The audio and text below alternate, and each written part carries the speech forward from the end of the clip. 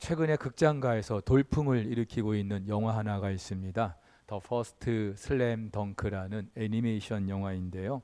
원래는 일본 원작 만화를 소재로 해서 만들어진 것인데 이 영화의 스토리가 전국 재패를 꿈꾸는 한 고등학교 농구부 그 학생들의 꿈과 그 열정과 또 멈추지 않는 그런 도전을 다루고 있습니다. 근데 이 영화는요, 이미 지난 1990년대 중후반에 일본과 한국에서 아주 선풍적인 인기를 끌었던 그 TV 그 애니메이션을 영화로 만든 거예요. 지난 30년 전에 그렇게 인기를 끌었던 애니메이션이 왜 지금 또다시 이렇게 인기를 끌게 된 걸까요? 사실 우리 어르신들에게는 별 상관이 없는 것일 수 있습니다. 그런데 지난 1990년대를 10대로 보냈던 지금의 한 30, 40 세대들 이분들에게는 그때의 그 기억을 추억을 다시 소환해내는 그런 영화이기 때문이죠. 보고 즐길 게 많지 않았던 시절에 학교 다녀와서 저녁을 먹고 TV 앞에서 이 슬램덩크라는 애니메이션을 봅니다. 너무 재밌어요. 그리고 농구를 할 줄 모르는데도 밥 먹고 나면은 이 드라마 한번 보고 나면은 농구공 하나씩 들고 농구장에 가서 농구했던 그런 시절을 보냈기 때문이죠. 근데 단지 뭐 농구라는 그런 스포츠를 다뤘기 때문이 아니라 그 드라마 속에서 그 주인공들이 보여주는 그런 도전, 열정, 감동 그런 스토리가 있기 때문에 그래요. 그 영화를 보면은 농구라고는 해보지도 않은 주인공 강백호라는 그 아이가 그 학교 고등학교 농구부에 들어가게 되고요. 거기서 불과 4개월 만에 농구를 배워가지고 전국체전에 나가고 당시 전국 최강이었던 그 학교와 맞서 싸우는 그런 정말로 극적인 이야기를 다루고 있습니다.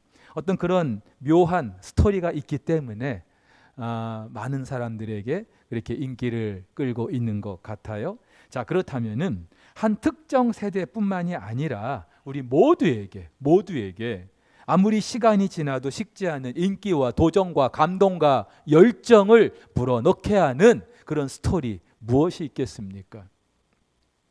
지난주 우리는요, 아나니아와 삽비라가 땅판 값의 일부를 감추고 공동체와 성령을 속인 일을 다뤘어요. 그 일로 베드로 앞에서 두 사람이 죽었습니다.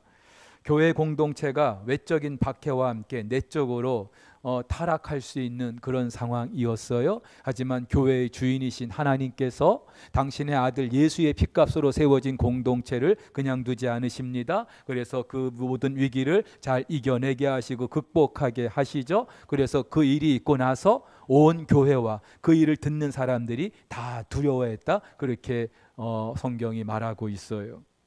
근데 오늘 본문에서는 이제 그 사도들의 손으로 민간의 표적과 기사가 많이 일어났고 특별히 병든 사람들, 귀신 들린 사람들이 고침받았다는 이야기를 소개합니다. 그러면서 많은 사람들이 주께로 돌아왔다. 오늘 누가가 그렇게 소개하고 있어요. 우리가 사도행전을 가만히 묵상해 보면은요, 누가는요, 처음 그 예루살렘 교회가 어떤 위기와 어떤 도전을 받게 되는지를 다루고 있습니다. 때로는 외적인 박해도 있고, 때로는 내부적으로 교회가 타락할 수 있고, 또 무너질 수 있는 그런 상황이 있었는데도 그 모든 것들을 잘 이겨내요, 극복해요. 그러면서 새롭게 다시 일어서고 복음이 계속해서 왕성하게 전파되고 교회가 성장하는 이야기를 다루고 있어요. 여러분, 이것을 보면은 예루살렘 교회뿐만이 아니라 오늘 이 시대에 그 어떤 교회라 할지라도 아무리 내적으로 힘들고 어려운 시간을 보냈다 할지라도 아무리 코로나처럼 이렇게 힘들고 어려운 시간을 보냈다 할지라도 여기서 멈춰 서는 것이 아니라 여기서 무너져 버리는 것이 아니라 정말로 이 공동체가 예수 그리스도의 핏값으로 세워진 그런 교회 공동체라면 우리에게도 소망이 있는 줄 믿으시기를 바랍니다. 공동체뿐만이 아니라 이 공동체의 구성원인 저와 여러분 각 사람에게도 그런 소망이 있는 줄 믿으시기를 바랍니다. 자, 그런데요, 오늘 이 사도들의 표적과 기사는 그냥 어느 날 갑자기 지금 나타난 게 아니에요. 철저히 기도 응답의 결과라는 사실을 우리가 알 수 있습니다. 지난 3장에서 베드로와 요한은요, 성전 민문에 앉아있던 나면서부터 걷지 못했던 사람을 일으켜 세우는 일이 있었어요. 그러자 사람들이 놀라죠. 그 사람의 나이가 40세가 훨씬 넘었는데도 나면서부터 한 번도 걸어보지 못했는데 베드로와 요한이 일으켜 세웠거든요. 난리가 났어요. 근데 베드로가 뭐라고 말합니까? 우리가 잘해서 그런 게 아니다. 이 사람은 부활하신 예수 그리스도 그분의 능력으로 일어서게 된 것이다. 그 사람들에게 선포를 해요. 그러자 4장에 가니까 이걸 고깝게 여겼던 산헤드린 공회가 두 사람을 소환합니다. 신문합니다. 협박합니다. 다시는 예수의 이름으로 증거하지 말아라. 그러자 베드로 요한이 돌아가서 다른 사도들과 함께 소리를 높여서 기도합니다. 무엇을 기도합니까? 4장 30절에 보니까 손을 내밀어 병을 낫게 하시옵고 표적과 기사가 거룩한 종 예수의 이름으로 이루어지게 하옵소서. 그렇죠? 사도들은요, 그 산헤드린 공회의 그런 핍박과 협박을 받고 나서 기도합니다. 하나님, 이 상황을 한번 하감해 주시옵소서. 우리가 이런 어려움에 지금 처해 있습니다. 하지만 저희들이 그 어떤 어려움 속에서도 담대히 주의 복음을 전할 수 있게 해주십시오. 그리고 필요하다면 저희들의 손을 통하여서 표적과 기사가 일어나게 하시고, 그래서 복음을 듣고 주께로 돌아오는 자들이 더 많아지게 해달라고 기도를 했어요. 그리고 그 기도의 결과 오늘 사도들의 손을 통하여서 민간의 표적과 기사가 지금 일어나고 있는 거예요. 여러분, 여기서 우리가 한 가지 도전받고 또 확신하게 되는 것이 있죠. 하나님은 반드시 우리 기도에 응답하시는 분인 줄 믿으시기를 바랍니다. 구하라 주실 것이고 찾으라 찾을 것이라 약속하셨기 때문에, 하나님의 약속은 절대로 변함이 없기 때문에, 실수가 없기 때문에 하나님 반드시 그 약속대로 우리의 기도를 들어주시는 분인 줄 믿으시기를 바랍니다. 물론 우리의 기대와 다르게 좀 늦을 수도 있고요, 또 우리가 생각하는 방법과 다를 수도 있습니다만은, 그러나 한 가지 중요한 사실, 하나님은 반드시 응답하신다는 거예요. 그렇다면은 저와 여러분들이 지금 놓지 말아야 될 것, 쉬지 말아야 될 것, 포기하지 말아야 될 것, 그것이 무엇인지 알 수 있는 거예요. 기도인 거예요. 1년 전에 기도했는데도 아직도 응답이 안 됐다? 하나님은 그 기도를 다 알고 계시고 듣고 계시고 당신의 눈물병에 담아놓고 계시고 때가 되면 응답하시는 분인 줄 믿으시기를 바랍니다. 우리 삶에 왜 역사가 일어나지 않는 거예요? 기도가 없기 때문에, 기도로 올려드리지 않았기 때문에 하나님도 역사하실 게 없는 거예요. 저와 여러분들이 다른 무엇보다도 기도를 게을리하지 말아야 될 이유가 바로 여기 있는 줄 믿으시기를 바랍니다. 그런데 이렇게 말씀드리면 저 마음이 불편한 분들도 계실 거예요. 목사님, 제가 기도를 안 해서 그럴까요? 했어요. 얼마나 기도를 많이 했는지 아세요? 실제로요, 제가 이렇게 특별 새벽 기도회 때 기도 제목을 봤거든요. 근데 어떤 분의 기도는 정말 오래된 기도예요. 근데도 참 감사한 것은 포기하지 않고 계속해서 그 기도 제목을 가지고 기도하신다는 거예요. 하나님은 반드시 그 기도에 응답해 주실 줄로 믿습니다. 근데 대부분의 사람은 여기서 포기해 버리죠. 그러면서 오늘 본문에 사도들이 표적과 기사를 행한 것이 하나님께서 그들의 기도에 응답하신 것이라고 하는 걸 들으면서도 사도들이니까 그렇겠지 뭐, 나같이 직분도 없고 존재감도 없는 사람의 기도 하나님도 외면하시는 거 아닐까? 그렇게 생각할 수 있어요. 물론 맞아요. 당시 사도는 교회의 대표자들이었기 때문에, 이 하나님께서 사도들을 통해서 하실 일이 있었기 때문에 그들의 권위를 생각해서라도 기도 응답해 주셨을 수 있어요. 근데 여러분, 사도들이 기도했던 때는요, 사도들의 기도에는 분명한 이유와 목적이 있었어요. 사도들이 괜히 자기들이 어떤 권위를 내세우기 위해서, 내가 내다 그것을 과시하기 위해서 주여 우리의 손으로 기사를 표적을 행할 때에 이루어 주시옵소서 그렇게 기도하지 않았어요. 복음이 증거되는 일을 위해서라면, 하나님 나라가 이 땅 가운데 세워지는 일을 위해서라면, 필요하시다면 저희들의 손을 통하여서 표적과 기사가 있게 해달라고 기도했어요. 오늘 저와 여러분들의 기도의 제목, 반드시 거기에는 이유가 있어야 될 줄로 믿습니다. 하나님께 물질을 구할 수 있어요. 병 낫기를 기도할 수 있어요. 취업을 기도하고 또 좋은 학교 들어가기를 기도할 수 있어요. 근데 거기에는 반드시 이유가 있어야 돼. 왜? 내가 왜 너희 기도를 들어줘야 되는데? 뭐라고 답하실지 여러분들이 그 대답을 가지고 있어야 돼요. 만약에 그렇지 않고 저와 여러분들이 그저 이 병 때문에 내가 힘드니까요, 돈이 없어서 내가 사랑구실 못하고 있으니까요, 단지 그런 차원이라면은 여러분, 믿지 않는 사람들이 대웅전 밑에 가가지고 그 불상 앞에서 절하는 것과 뭐가 차이가 있을까요? 여러분, 우리는요 예수의 이름으로 구원받은 사람들이에요. 세상 사람들과는 그 신분과 정체가 엄연히 다른 사람들, 차원이 달라요. 그런데 하나님께서 하나님 나라 백성이 된 저와 여러분들에게 이 기도라는 특권을 주셨단 말이죠. 그럼 왜 주셨는지 그 이유를 알아야 될 거 아닙니까? 이 기도의 특권을 가지고 여전히 세상 나라를 우리가 잘 먹고 잘 살고 성공하고 출세하는데 거기에 이용하려고 특권을 주신 게 아니라 이 말이죠. 이 땅을 살면서도 하나님 나라가 있다는 사실을 우리의 삶을 통하여서 증거하고 드러내고 복음을 담대히 증거할 수 있는 일을 위해서 하나님께서 이 기도의 특권을 주신 줄 믿으시기를 바랍니다. 자, 여러분, 그래서 오늘 이 사도들이 표적과 기사를 행하였고 또 그들이 병을 고치고 귀신으로 고통받는 사람들을 고쳤다라고 하는 이 사실은요, 그냥 현상적으로만 볼 게 아니라 하나님 나라의 관점에서 우리가 이해할 필요가 있어요. 복음서를 보면은 예수님께서는 유난히 공생애 때 병든 사람들을 많이 고치셨어요. 귀신 들린 사람을 많이 고치셨어요.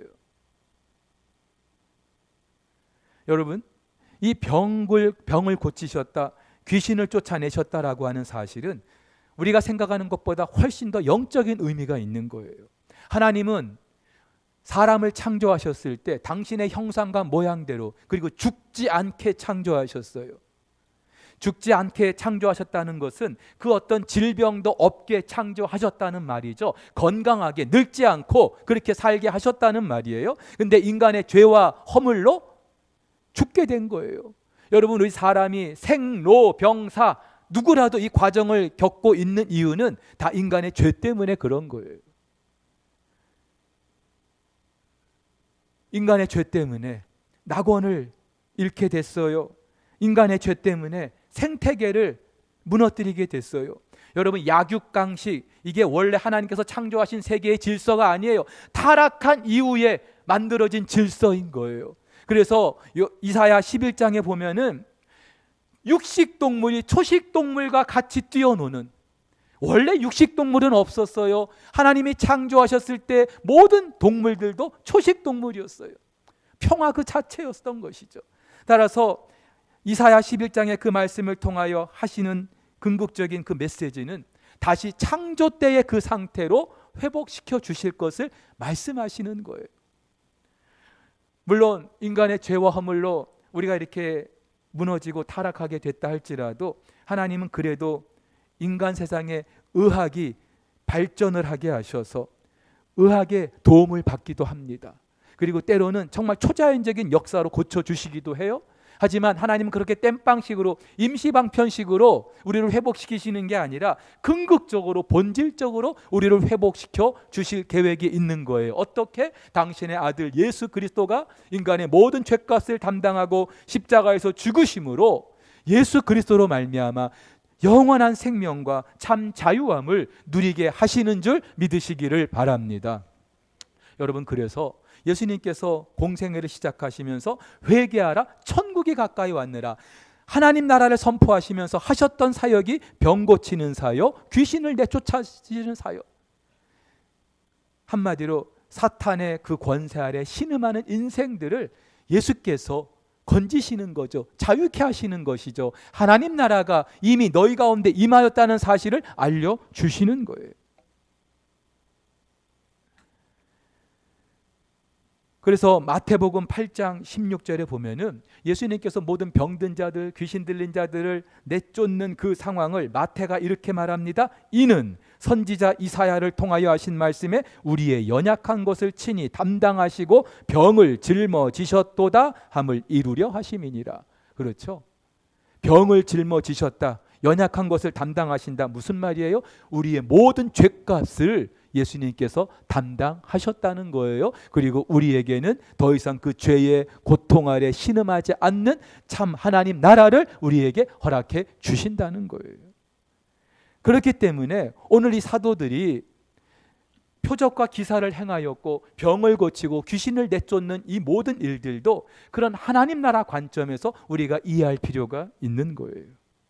단지 사도들이 능력이 있어서 병든 사람을 고치고 또 귀신을 내쫓고 사도들처럼 능력이 없으면 아무 병도 고치지 못하고 귀신도 내쫓지 못하고 그런 게 아니라 이 말이죠. 실제로 오늘 누가는요, 그렇게 병든 사람들이 환자들을 침대에 싣고 거리에 나왔어요. 그러면서 베드로의 그림자라도 그 위에 덮일까 싶어서, 이유가 있죠. 3장에서 베드로가 나면서부터 그 걷지 못했던 사람을 일으켜 세웠거든요. 그리고 5장에서는 그 베드로 앞에서 아나니아와 삽비라가 죽었거든요. 그러니까 베드로가 그만한 능력이 있다는 것을 사람들이 알았던 거죠. 그래서 베드로가 혹시 지나갈 때 그 그림자라도 덮이면은 이런 환자가 낫게 되지 않을까 싶어가지고. 근데 여러분, 여기서 덮이다라고 하는 이 동사는요, 누가가 이미 그의 복음서에서 2번 더 사용한 적이 있습니다.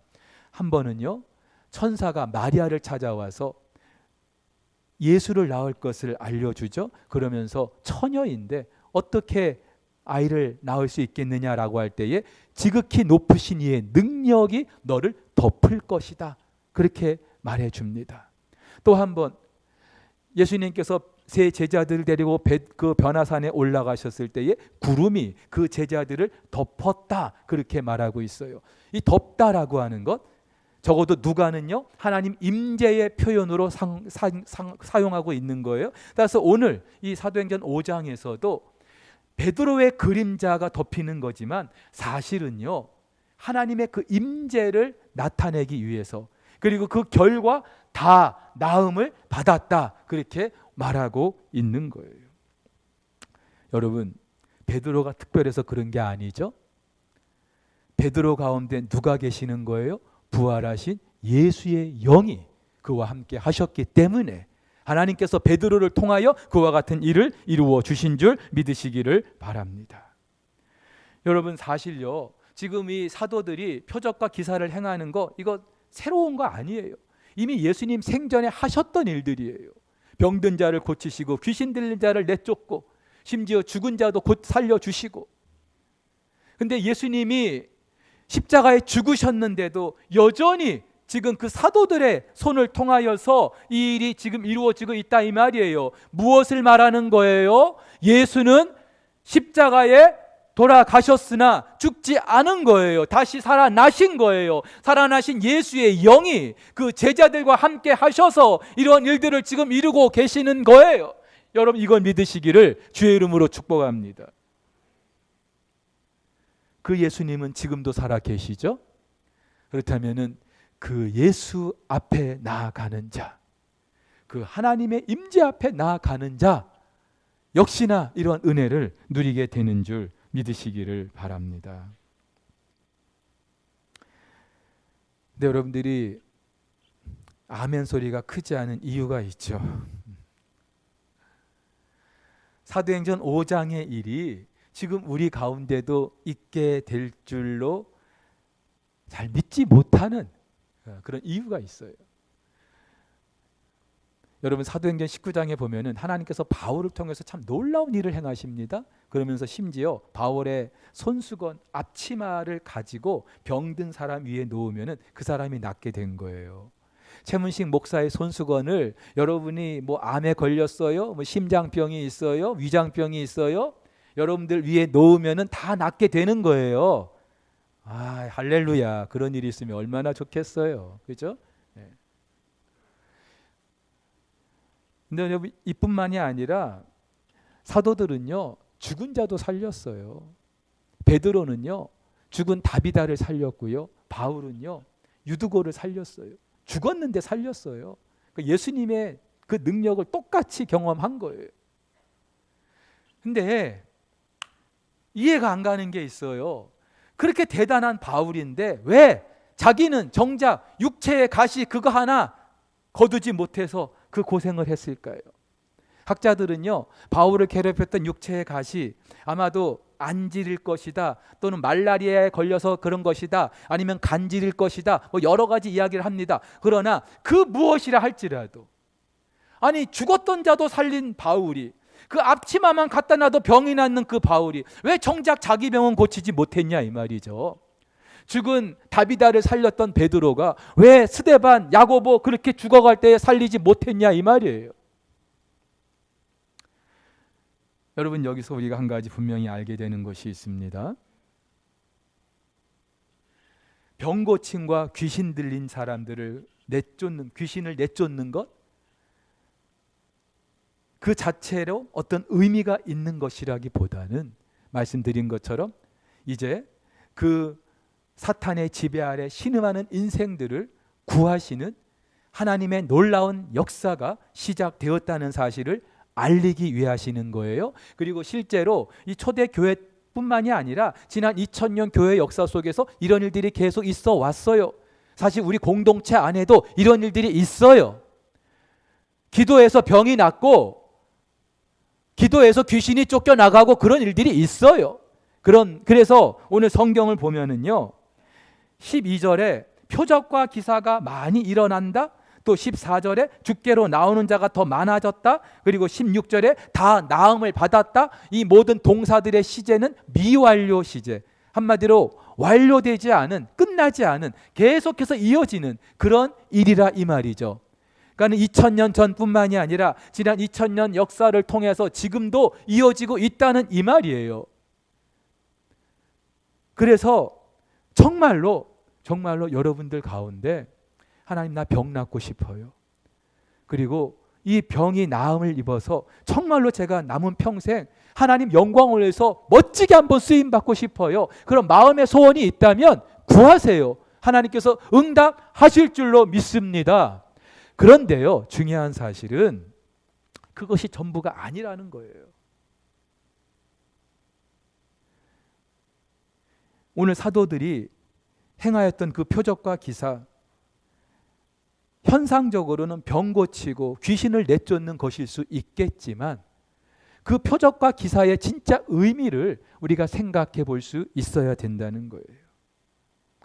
오늘 16절에 다 나음을 받았다, 다 나음을 받았다, 이 말은요 뭐 치료를 받았다 그런 의미도 있지만 원래 의미는 섬기다 또는 시중들다, 봉사하다 그런 의미가 있어요.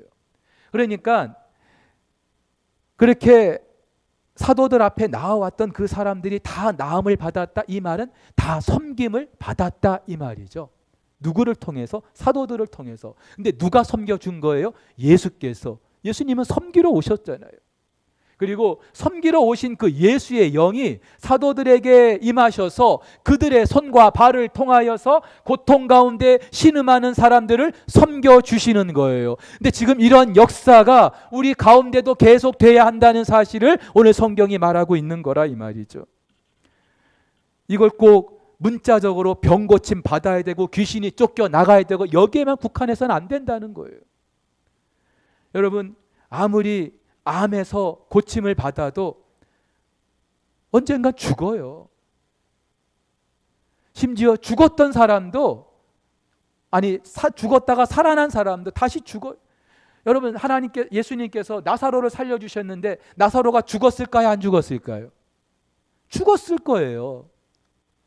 언젠간 죽었을 거예요. 오늘 사도들이 이렇게 많은 병을 고쳐주고 귀신을 내쫓아줬는데 이 사람들 나중에 죽었을까요? 안 죽었을까요? 다 죽었어요. 그런데 우리가 바라는 그 하나님 나라는 이 세상 나라가 전부가 아니에요. 이 세상 나라에서는 아무리 건강해도, 아무리 돈 많아도, 아무리 권세가 많아도 언젠가는 다 죽어요. 한 줌의 재로 돌아가는 게 우리 인생이에요. 근데 하나님께서 주고자 하시는 그 하나님 나라는, 궁극적인 그 하나님 나라는 더 이상 죽음도 없고 질병도 없고 눈물도 없고 고통도 없는 참 자유와 기쁨의 나라를 주고자 하시는 거죠. 그런데 그 나라를, 그 하나님 나라를 하나님께서는 지금 이 순간에 예수의 영이 함께한 저와 여러분들을 통해서 나타나기를 바라고 계시는 거예요. 물론 그 과정에서 병을 고쳐줄 수도 있어요. 귀신을 내쫓을 수도 있어요. 근데 그게 아니어도 괜찮아요. 저와 여러분들의 그 어떤 삶이라 할지라도 적어도 죄로 물든 신음하는 이 세상을 섬길 수 있는 일이라면은 그것이 표적과 기사가 되는 줄 믿으시기를 바랍니다. 학교의 교사입니까? 학생들을 섬기는 게 여러분의 몫이에요. 병원의 의사입니까? 그 환자들을 고치는 게 여러분들의 몫이에요. 장사하시는 분입니까? 단지 물건을 팔아서 돈 벌 생각만 갖고 있는 게 아니라 내 어떤 이 사업을 통하여서 또 누군가를 섬길 수 있다면 그것이 하나님의 일이고 하나님 나라를 여러분의 삶의 현장에서 만들어가는 섬기는 일인 줄, 표적과 기사가 되는 줄 믿으시기를 바랍니다. 그것이 결국은 저와 여러분들이 작은 예수로 이 세상을 살아내는 것인 줄 믿으시기를 바랍니다. 예수께서는요, 부활하신 예수께서는요, 저와 여러분들의 손과 발을 통하여 그런 표적과 기사가 계속해서 일어나기를 바라고 계시는 거예요. 물론 저와 여러분들이 이런 섬김이 정반대의 결과를 가져올 수 있어요. 오늘 성경을 보니까 어떤 사람들은 그런 표적과 기사를 경험하고 죽게로 나오는 사람들이 있었어요. 그러나 또 어떤 사람들은요, 그들과 상종하려고도 하지 않았어요. 상종하다는 말은 어울리다는 말이에요. 교제한다는 말이에요. 근데 이 사람들도 지금 이 예루살렘 공동체에 벌어지는 일들을 똑똑히 봤어요. 그래서 대단하다고 생각했을 거예요. 그런데 이들은 정작 죽게로 나오지 않은 거예요. 이들과 어울리기를 싫어했던 거예요. 왜 그랬을까요? 꺼린 거예요. 싫은 거예요. 물론 눈앞에서 병자가 일어서고 또 귀신이 쫓겨나가는 걸 보면 정말 대단해. 그런데 이 예루살렘 교회 사람들이 사는 삶의 방식을 보니까 별로 그들처럼 살고 싶지 않은 거예요. 예루살렘 사람들이 어떻게 살았어요? 자기 것을 자기 것이라고 주장하는 사람들이 없었어요. 자기 걸 내놓아서 그 공동체 안에 가난한 사람들이 없게 했어요. 땅을 팔고 밭을 팔고. 심지어 그것을 일부를 감췄다가 숨겼던 아나니아 삽비라가 죽는 것도 이 사람들이 들었어요. 너무나 무서운 거죠. 두려운 거죠. 그러면서 나는 절대로 이 사람들처럼 못 살겠다. 한마디로 그들 안에 세상 사람들의 삶의 가치관이, 그리고 그 삶의 방식이 그대로 남아 있었기 때문에, 그걸 포기할 수 없었기 때문에, 그래서 새롭게 시작하는 이 하나님 나라의 질서 안으로 뛰어들 용기와 자신이 없었기 때문에 상종하지 않으려고 했던 거예요. 여러분들 지금도 전도하다 보면은요, 많은 사람들이 예수 믿어요, 싫어요, 교회 갑시다, 너나 믿으세요. 왜 그럴까요? 이유는 있어요.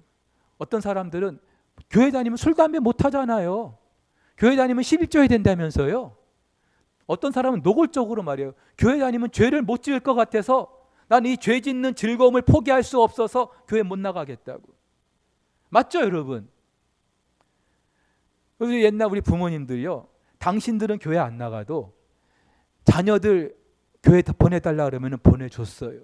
왜? 자기들은 예수 안 믿어도 교회라는 데는 다니면 해될 게 없다고 생각한 거죠. 착하게 잘한다고 생각을 한 거죠. 그래서 아이들은 보내줬어요. 여러분, 초대 예루살렘 교회도 그랬고요. 불과 우리나라도 얼마 전까지만 해도 그랬어요. 교회가 세상과 달라서, 세상 사람들이 자기들이 볼 때에 교회가 자기들과 너무 다른 거예요. 그래서 감히 이 공동체 안에 들어올 엄두를 내지 못했던 거예요. 세상 사람들의 그 삶의 방식을 포기할 수 없어서, 이들처럼 살고 싶을 자신이 없어서. 그러면서도 시간이 지나면서 조금씩 조금씩 주께로 나오는 사람들이 있었어요. 사랑하는 우리 성도 여러분, 하나님 나라의 가치관은 이런 거예요. 세상 사람들 눈에 자기들에게 받아들이기엔 너무나 거북하고 부담스러운 거지만, 그러나 시간이 지나면서 그 하나님 나라의 가치관으로, 그 사고방식으로, 삶의 방식으로 녹아들고 그 예수의 그런 통치에 굴복하게 되는 거예요. 그래서 예수님께서도요, 제자들에게 뭐라고 말씀하십니까? 너희들의 의가 서기관과 바리새인들의 것보다 낫지 못하면 절대로 천국 백성이 될 수 없을 것이다. 무슨 말이에요? 하나님 나라의 가치관은요, 당시 종교 지도자들이 그저 겉으로만 보였던 그런 의와는 차원이 다른, 당시의 그 삶의 방식과는 차원이 다른 것이었다는 사실을 예수님께서 말씀하시는 거죠. 그래서 일례로 살인하지 말라, 율법은 직접 죽여야만 살인이라고 생각했는데, 예수님께서는 미워하는 자, 형제를 보고 미워하는 것도 살인이다. 간음하지 말라, 직접 어떤 관계를 맺어야 간음하는 걸로 알고 있었는데 여자를 보고 음욕을 품는 것도 간음이다. 하나님 나라의 가치관이, 그 질서가 세상 나라의 것과는 차원이 다르다고 하는 것을 말씀해 주시는 거예요. 근데 너무나 안타깝게요, 오늘날은요, 교회가 세상과 달라서가 아니라 역으로 다르지 않아서 세상 사람들이 볼 때에 교회를 봐도 자기들과 다른 게 없는 거예요. 그렇기 때문에 상종하지 않으려고 하는 거라고 생각을 하게 돼요. 교회 다니는 사람들 보니까 자기들처럼 똑같이 욕심 많고 더럽고 추하고 불의하고 뭔가 다를 줄 알았는데 다른 게 없는 거예요. 사랑하는 우리 성도 여러분, 정말로 우리 하나님 나라의 백성이라면, 저와 여러분들이 예수 이름으로 구원받은 사람들이라면, 세상 사람들과 똑같이 이 세상 나라를 살고 있어도 적어도 내가 믿는 예수, 그리고 그 예수가 만들어가는 하나님 나라가 너희들이 추구하는 세상 나라와는 질적으로 다르다고 하는 것을 보여줄 수 있어야 돼요.